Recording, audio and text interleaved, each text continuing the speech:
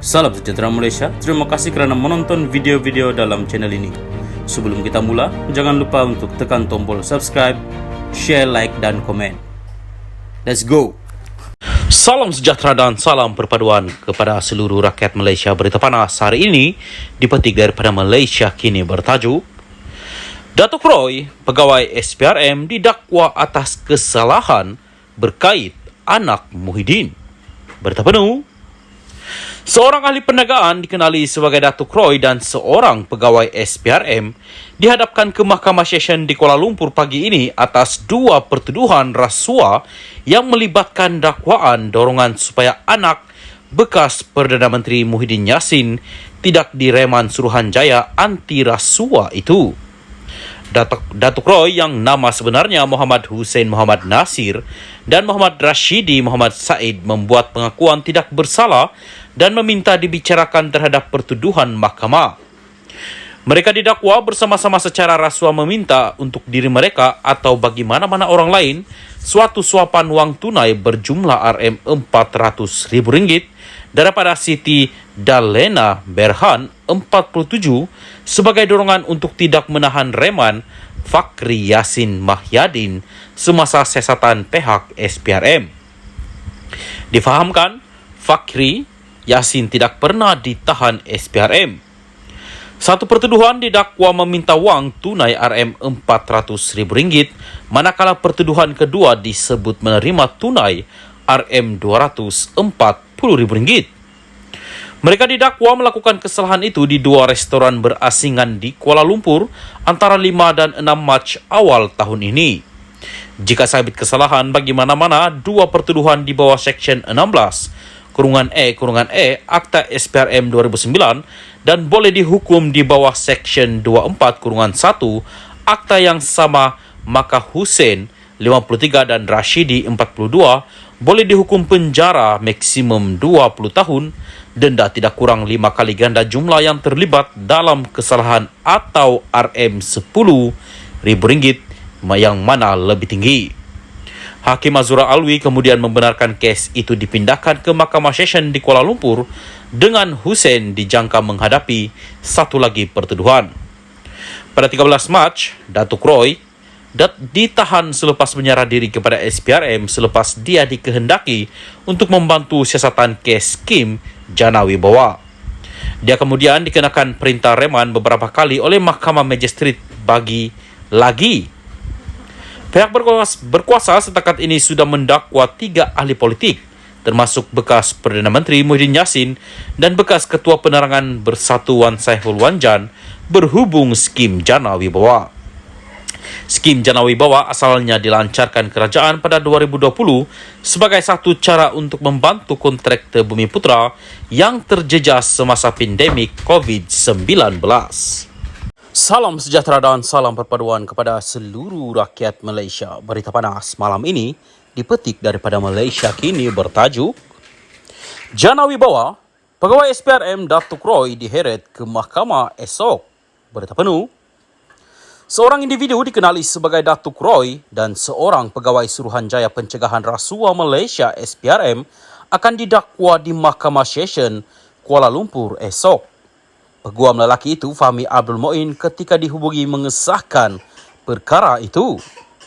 Dia juga memberitahu pertuduhan akan dibuat bahwa mengikut Seksyen 16(E) Akta SPRM 2009. Ia membabitkan kesalahan meminta, menerima atau bersetuju untuk menerima suapan untuk diri sendiri atau orang lain sebagai dorongan atau ganjaran atas sesuatu transaksi yang akan berlaku. Kata Fahmi menambah, Datuk Roy dan pegawai SPRM terbabit akan menghadapi dua pertuduhan di hadapan Hakim Azura Alwi.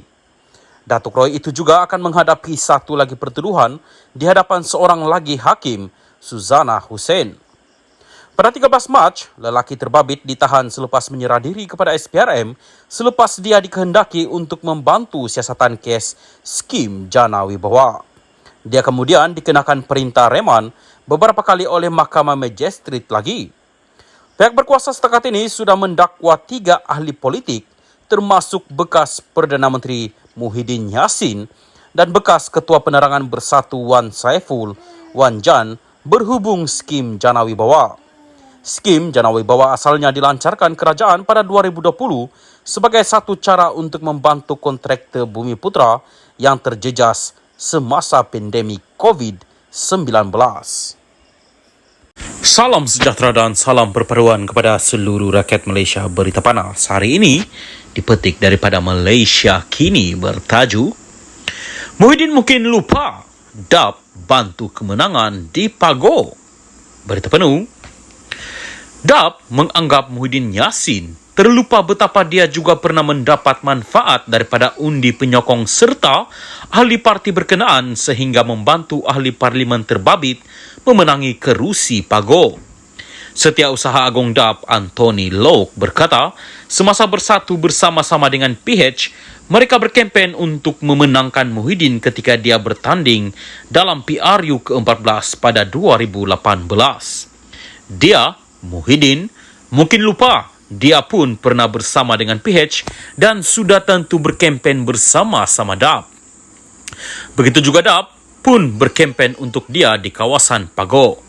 Kalau bukan kerana pengundi PH yang memberikan undi kepada beliau, tidak mungkin dia menang semasa PRU 2018. Mungkin dia lupalah, katanya. Menteri Pengangkutan itu berkata demikian sebagai mengulas kenyataan Muhyiddin yang menganggap janggal bagi UMNO apabila pemimpin parti itu meminta ahli mereka mengundi DAP dalam pilihan raya negeri PRN tidak lama lagi.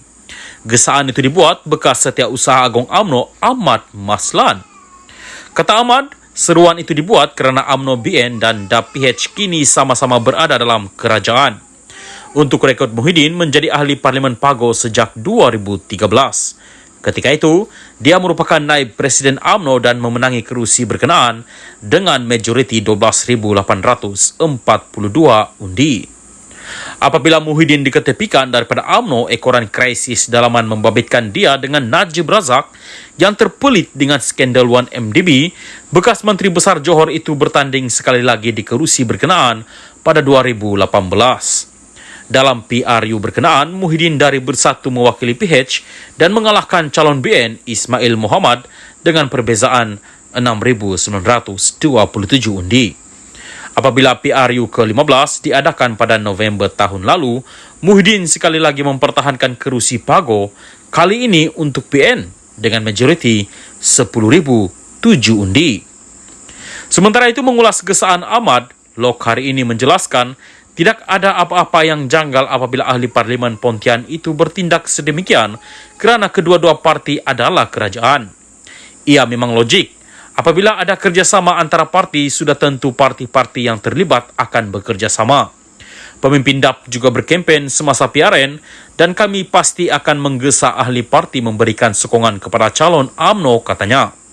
Ditanya mengenai dakwaan Muhyiddin bahawa PN akan mendapat sehingga 80% undi dalam PRN tidak lama lagi, Lok berkata bekas Perdana Menteri itu berhak membuat apa saja ulasan. Dalam kempen pilihan raya, sesiapa sahaja boleh cakap besar.